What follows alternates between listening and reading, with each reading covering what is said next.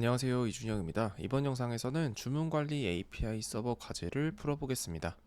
지난 시간 마지막에 이야기 드린 것처럼 처음부터 하나씩 구현해보는 게 아니라 이미 완성된 코드를 보고 왜 이렇게 구현을 했는지 이야기해 보겠습니다. 일단 완성된 코드는 14-2 프로젝트가 완성된 코드입니다. 14-1은 처음에 주어진 기반 프로젝트 코드고요. 14-2가 완성된 코드입니다. 컨트롤러 쪽부터 보겠습니다. 프로덕트 레스트 컨트롤러는 원래 주어진 코드에서 딱히 달라진 부분은 없고요. 오더 레스트 컨트롤러는 새로 구현이 됐는데 여기 있는 것들은 모두 요구사항에 나와 있는 API 명세대로 동작을 하도록 다 추가가 되어 있습니다. 이렇게 주석도 같이 들어가 있고요. 먼저 상품 주문 API를 보면 여기 있는 것처럼 상품 주문의 경우 여러분들이 상품 주문 API의 요구사항 명세를 보셨을 때 배열로 받는 걸 볼 수 있었을 겁니다. 그래서 상품을 주문할 아이디랑 주문할 상품의 아이디랑 해당 상품을 몇 개씩 주문할지 이렇게 두 가지 제이슨 필드를 받는 게 있었죠. 그래서 그걸 그대로 이렇게 리스트 형태로 받을 수 있도록 받은 거고요. 그리고 그걸 그대로 이렇게 심플 오더 서비스의 create order라는 메서드로 넘겨주고 있는 겁니다.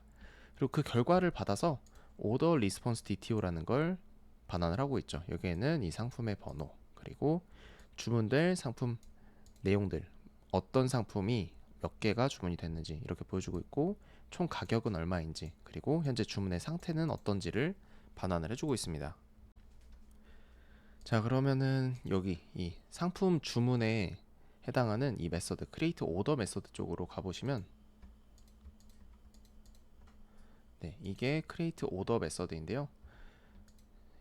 이 요청에 파라미터로 들어온 상품의 주문될 상품에 대한 이 정보들을 리스트로 받아서 make ordered product라는 프라이빗 메서드를 호출하고 있는 걸 볼 수 있습니다. 이걸 호출을 하고 나서 여기 있는 이 상품들 목록이 생성이 되고요.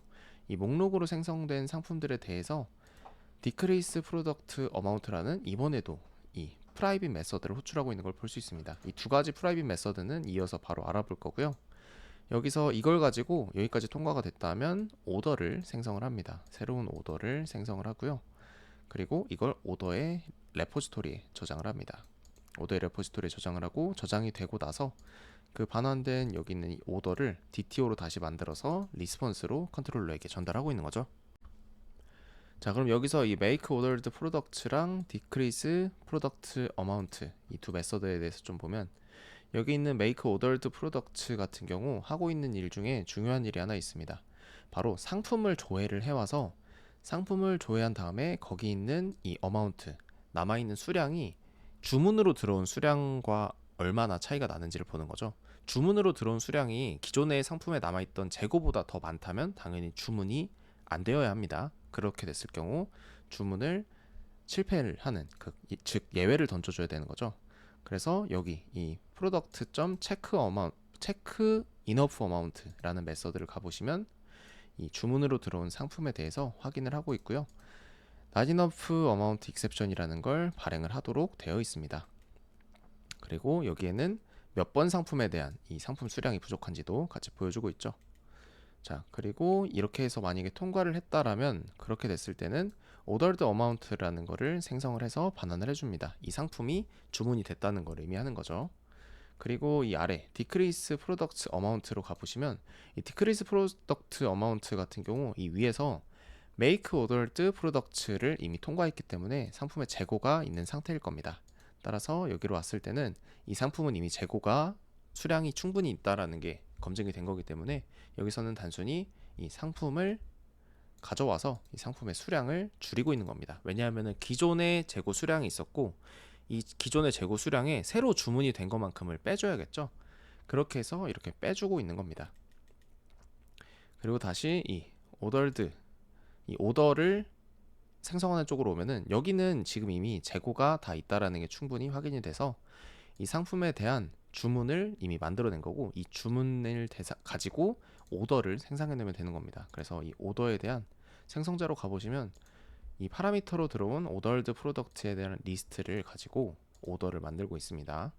그리고 여기서 이 total price라는 거를 마찬가지로 private 메서드로 만들고 있는데 얘는 여기서 지금 이 각각의 상품에 대해서 스트림으로 넘어갔고요. 이 스트림 내에서는 상품의 가격 그리고 상품의 수량을 곱해서 반환을 해주고 있습니다. 그리고 이걸 전부 다 더해서 하나의 인티저 값을 반환을 하고 있는 거죠.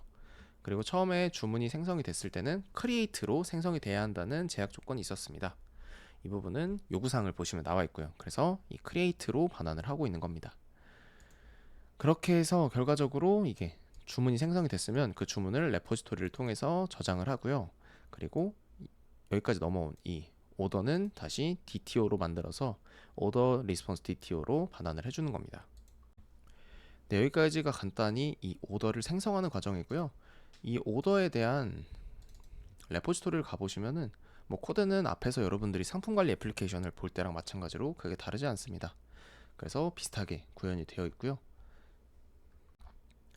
다음으로 다시 이 컨트롤러 쪽으로 넘어와서 주문 번호로 조회하는 거 역시 굉장히 간단합니다.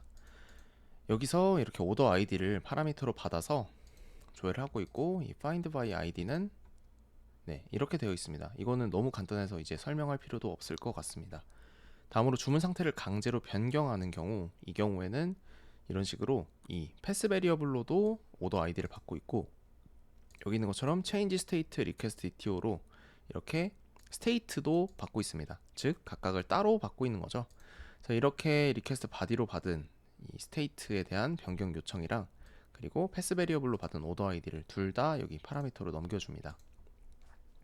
이렇게 파라미터로 넘겨주고 나서 여기 있는 이 오더에 대해서 오더 아이디를 가지고 조회를 하고 있고요. 그리고 이 스테이트도 마찬가지로 받아옵니다. DTO에 있는 걸 받아와서 오더에 대해서 change state false라는 메서드를 호출을 합니다. 이게 뒤에 가서 설명을 하겠지만 이 state의 경우 강제로 변경하는 거랑 자연스럽게 변경되는 거랑 서로 차이가 있도록 만들어 놨습니다. 그래서 여기 이 강제로 변경하는 경우에는 그냥 아무 검증 로직 없이 강제로 변경이 되도록 만들어 놨고요. 그리고 이렇게 변경이 되고 나서는 다시 DTO로 만들어서 반환을 합니다. 그러면은 이 오더는 스테이트가 바뀌어 있는 오더가 생성이 돼서 여기 있는 이 오더 리스폰스 DTO로 반환이 되겠죠.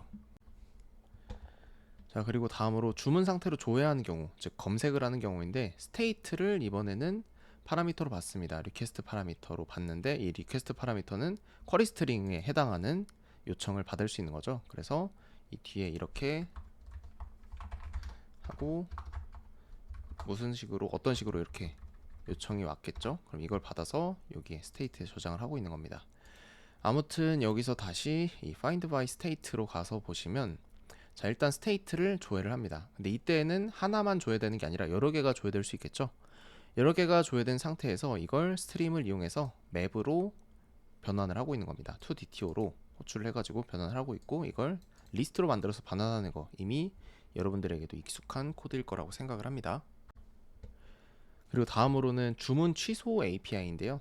이 주문 취소의 경우 이 orders 하고서 order id가 그 다음에 오고 그 다음에 다시 슬래시하고 캔슬이라고 되어 있는 게 이렇게 요청이 옵니다. 여기서 이 리퀘스트 메서드는 패치고요. 이 패치의 경우 일반적으로 이 요소의 자원의 일부만을 수정할 때 패치를 사용을 합니다. 전체를 수정할 때는 put을 사용을 하고요. 아무튼 얘도 마찬가지로 이 심플 오더 서비스를 호출하고 있고요. 오더 아이디만 호출하고 있습니다. 이미 이게 취소라는 게 명확하니까요. 그래서 cancel order ID, order by ID라는 메서드를 호출하고 있고, 여기로 와보시면 이 오더에 대해서 find by ID를 호출해가지고 오더를 검색을 하고 있습니다. 그리고 이 검색된 오더에 대해서 cancel을 하고 있고요. 이 cancel을 하고 있는데 이 cancel 메서드는 오더가 가지고 있는 메서드고, 자, cancel을 하기 위해서 체크 cancelable이라는 이 메서드를 호출하고 있습니다. state가 가지고 있는 거예요. state는 enum입니다. 그래서 들어가서 보면 이 state가 요구사항에 보면은 취소될 수 있는 상태랑 취소될 수 없는 상태가 정해져 있습니다. 그래서 이 created 상태일 때는 취소가 가능한데 이 shipping이랑 completed 상태일 때는 취소가 불가능해요. 그리고 이 cancelled 상태일 때도 불가능하고요. 그래서 여기 보면은 이 cancelable을 호출을 했을 때 기본적으로 구현된 거는 cannot cancelable state exception이라는 예외가 던져지도록 코드가 작성이 되어 있습니다. 근데 이 created 부분을 보시면 여기 이렇게 나와 있는 것처럼 cancelable을 이 코드가 아니라 여기 아무것도 안 해주는 코드로 바꿔주고 있죠. 즉 오버라이딩을 해주고 있습니다. 즉 created일 때는 예외가 던져지지 않고 이 주문이 취소가 되도록 되어 있지만 크리에이티드가 아닌 다른 상태일 경우에는 예외가 던져지도록 되고 따라서 이 주문의 상태를 취소할 수 없게 되는 겁니다.